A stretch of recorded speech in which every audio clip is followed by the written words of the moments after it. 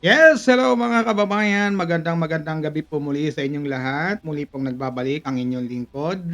Muli nating pag-usapan, pagkwentuhan ang mga isyu ngayong araw. Pero bago ang lahat mga kababayan, ako po'y muling at patuloy na lumalambing sa inyo na paki-subscribe po ang ating munting channel. Paki-like and share na rin po ang mga issue na ating pinag-uusapan upang, ika nga, patuloy tayong makapaghatid ng mga impormasyon na kapupulutan ng mga, kuwento na nangyayari sa ating lipunan, 'yan mga kababayan.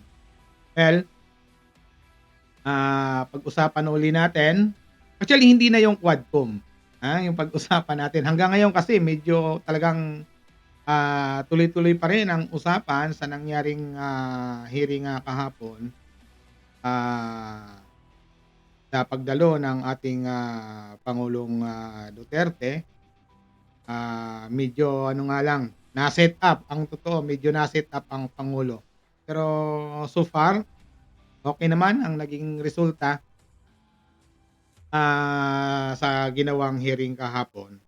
Well, mga kababayan, ah, kung napapansin niyo, meron talagang hindi tama sa sistema ng pagkakaroon ng imbestigasyon. Sa Quadcom hearing. Tama ba na sabihing imbestigasyon? Parang hindi yata ano, hindi yata tama na sabihin na imbestigasyon sa Quadcom hearing. Kasi nga ang dapat is nag-iimbita ng mga resource person to gather ng mga pangyayari na siyang, makakatulong sa paggawa ng, batas. As lagi nga natin sinasabi na gano'n ang sistema ng, Kongreso at ng Senado.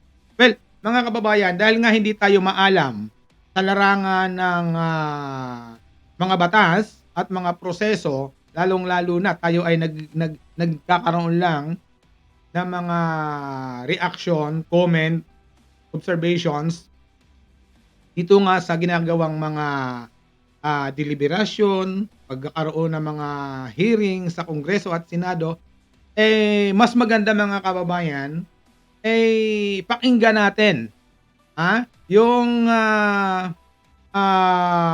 sinasabi ng mas marunong sa batas, yung mas may tawag dito, bihasa, pagdating sa larangan ng, paggawa ng batas at ang sistema na ginagawa ng mga congressman sa loob ng,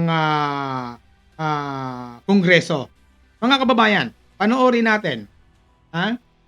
Sige, bago natin i-play mga kababayan ko, kasi nga ang nangyayari, nagkakaroon na agad ng doon sa yung imbestigasyon, natatandaan ko nga na ang dating ng mga congressman is para silang mga huwes, parang husgado na meron agad silang mga judgment na hindi talaga ang layunin nila ay hindi para gumathered or humanap ng, karagdagang impormasyon sa pamamagitan ng pag-iimbita, pagtatanong doon sa mga resource person. Pero ang nangyayari nga napapansin natin mga kababayan,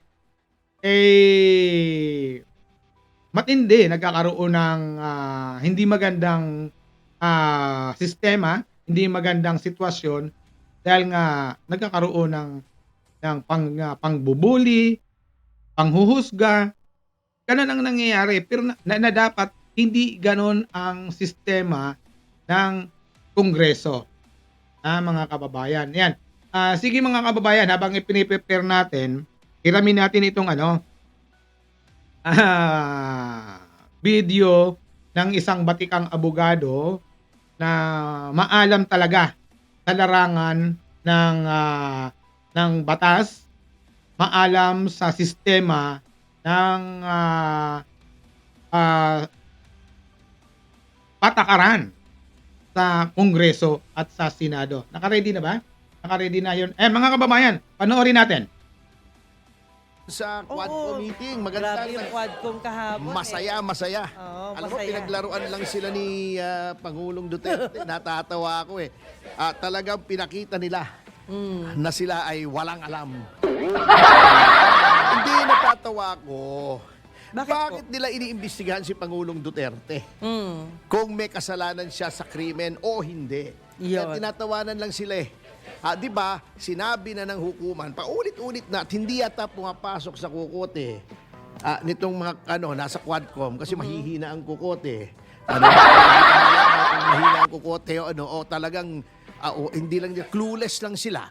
O talagang ang pakay lang nila ay busitin si Duterte. Hindi, ang masama nun pag na-high blood yun, baka biglang bumitaw Yun ang nakakatakot Ay, di naman siguro sila na-high blood Hindi kasi, sinabi na ng Korte Suprema, ang legislative hearing ay hindi hukuman.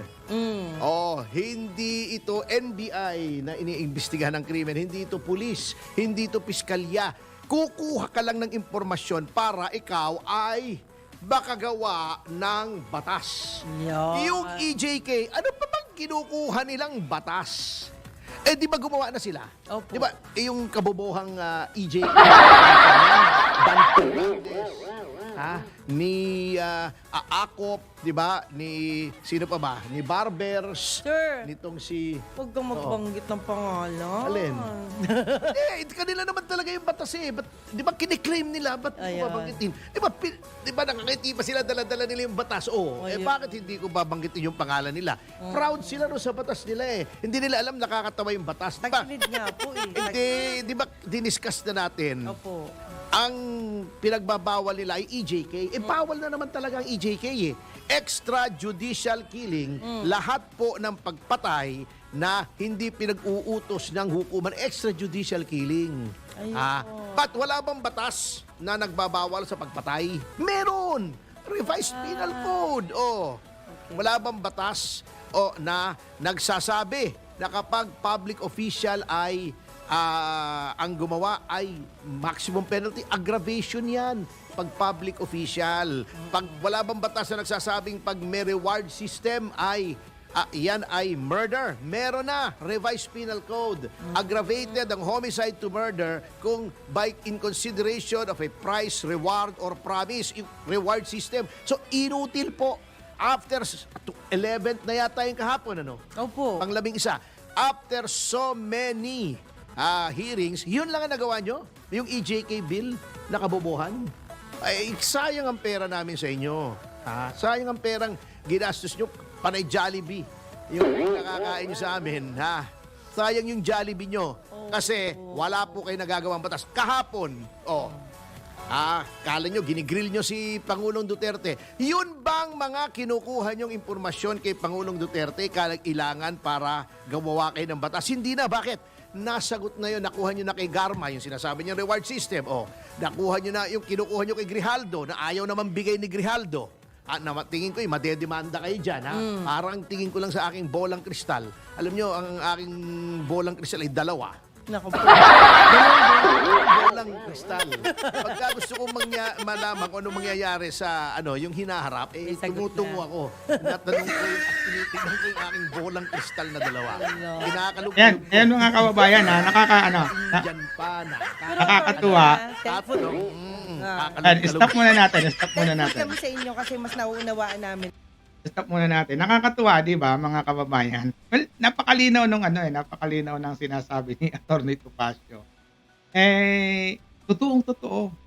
Totoong-totoo yung nangyayari diyan sa Quadcom Talagang mahihina talaga ang mga kokote. Ang dating publicity, nagpapakita ng galing. Tuloy natin mga kababayan. Yan ang paliwanag mo actually. Ako gusto kong mabalik yung yung death penalty. Halimbawa, Ngayon, paano nila gagawaan ng batas yun? Ewan Ibabalik ko, uli? kung dinidiscuss nila, alam nyo, Diba?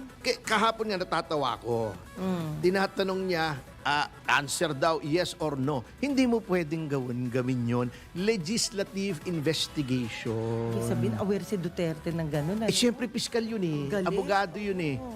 Bakit ba pinofocus nyo sa kanila kung may guilt siya ng krimen? Hindi po trabaho ng legislature yon. Abuso yon. Kaya nga sinasabi, kung gagawin yung parang investigasyon, may tatayo ako rito. Di ba sabi ni, ni Pangulong Duterte? Bago sasabihin pa, you answer yes or no. Hindi pwedeng i-answer ng yes or no. Sabi nga, alam nyo, eto na lumabas kahapon ang double standard ng Quadcom, ang double standard nila sa witnesses. Alam nyo, pwede naman palang tratuhin ang witness na nagpapaliwanag, ha?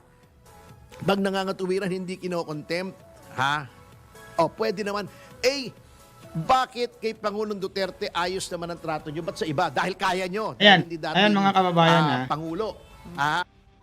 Alam kasi mga kababayan, alam kasi ng mga congressman na nasa Quadcom na oras na binastos nila ang Pangulong Duterte sa ginawang hearing na yon, may kalalagyan. Malaking kalalagyan nila. Hindi nila pwedeng paandaran ang Pangulong Duterte. Pangalawa, napakaraming mga supporters kahapon ang nasa labas. Nagmo-monitor ng mga nangyayari. May mga nagsalita kahapon na pag naagrabyado daw ang Pangulong Duterte. Kasi alam naman natin na napaka-bias talaga. Well, yun, nakatatak na kasi sa atin yun. Alam kung anong ang mangyayari. Sabi ko nga kanina, na-set up ang Pangulo. Kaya yung mga bandang huli, lalo na yung panahon, yung oras na ni Dilima at ni Rililing, ni Bading, si Trillanes, doon siya isinet up ng mga congressman na yon. Kaya medyo nagkaroon na ng kunting commotion. Dahil nga, sinadya talaga ng mga congressman ang ganong mangyayari. Tuloy natin. Dahil naalangan kayo, okay, sasabihin nila, hindi, kasi dating Pangulo yan, entitled to courtesies. Pero, may equal protection clause po tayo sa konstitusyon. Every person similarly situated should be similarly treated. Anong similar situation ni Pangulong Duterte sa ibang mga witnesses? They are all resource persons. Yes, correct. Okay. So aside from the equal protection clause, meron po specific na nakalagay sa konstitusyon, dapat tinatrato with respect at dignity ang resource person in a legislative hearing. Ang nangyayari nga ang nangyayari nga pag hindi nila gusto yung sagot ng mga resource person na inimbite nila, binabarak agad nila. Sinisigawan kaagad nila na hindi nila magawa kay Pangulong Duterte kahapon. Tuloy natin. Pwera lang si Paduano. Ako natatawa nga Hindi, wag daw, dapat daw kalmado. Bakit yung si Paduano? High blood. High blood lagi. Palagay ko to nung pinanganak to, sumisigaw na buo niya sumisigaw. Palagay ko hanggang sumisigaw ko. Pinaglihi sa sama ng loob ito Ganun. Yung may mga sinasabi noon, pinaglihi sa sama ng loob. Ayun. Ito naman si Abante, irrelevant naman, Legislative inquiry, magko-quote ka ng pariseyo. Pariseyo, Ito, di ba pinakita, may Escalade na bulletproof, may AMG, meron yung mamahaling yung, hindi ko alam yun Yung motorsiklong 3 gulong na mamahalin, 1.8 million yata yun. Apo. Meron din si Digong noon saka si Pastor Kibuloy. Meron siyang RAV4, di ba? May mga pinapakita siyang niyayabang niya, di ba? Yung Pariseo, yung let he who is without sin cast the first stone. Ba't wala bang kasalanan si Pastor Abante? Ito ang biblical quote ko para kay Pastor Abante na Bishop galing sa daw Mateo. siya. Bishop, oo. Bishop Abante. The Bishop, Oo. Baka bullshop. Hindi po. Bishop. Bullship. Ship. Ang sabi ko, bullship ha. Oh, anyway, eto ang biblical quotation ko na sa isang bishop na naka-Escalade at naka-Mercedes na AMG pa ha. Okay, sabi sa Mateo mas mahirap pang, mas madali pang lumusot ang isang camel sa mata ng karayom. Nasa butas ng karayom kesa ang mayaman ay pumunta sa kaharian ng Diyos. Sino bang mayaman? Di ba yung mayaman?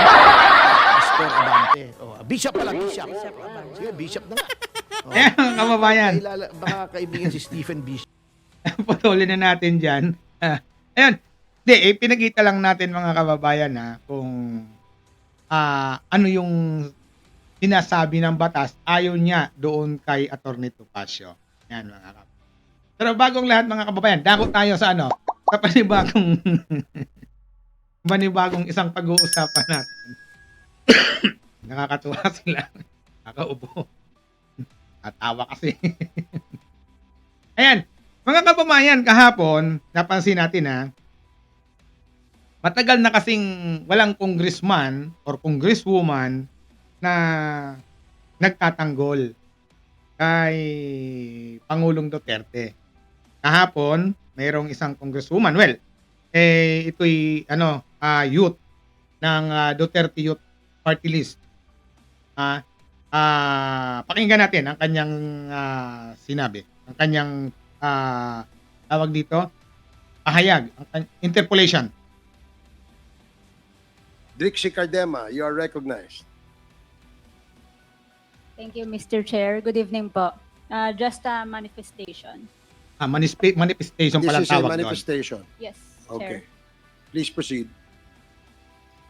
Tayo ditong mga kinatawan ay ibinoto lamang ng ilang libong Pilipino. That's correct. Ngunit, Totoong-totoo ang yun. kasama natin ngayon ang Pangulong Duterte, ang most voted Philippine leader ng 2016. That's true. At ang kanyang anak, Vice President Sara Duterte, ang most voted Philippine leader naman ngayong 2022. I would like to manifest na gusto ng sambayanang Pilipino ang pagdurog niya sa mga kriminal, durugista at NPA na terorista. Kaya sila ibinoto at patuloy na mahal ng mga Pilipino. Kaya gusto natin ng patas na hearing. Sana sinama natin dito ang libo-libong mga magulang na ang mga anak ay biniktima ng mga durugista.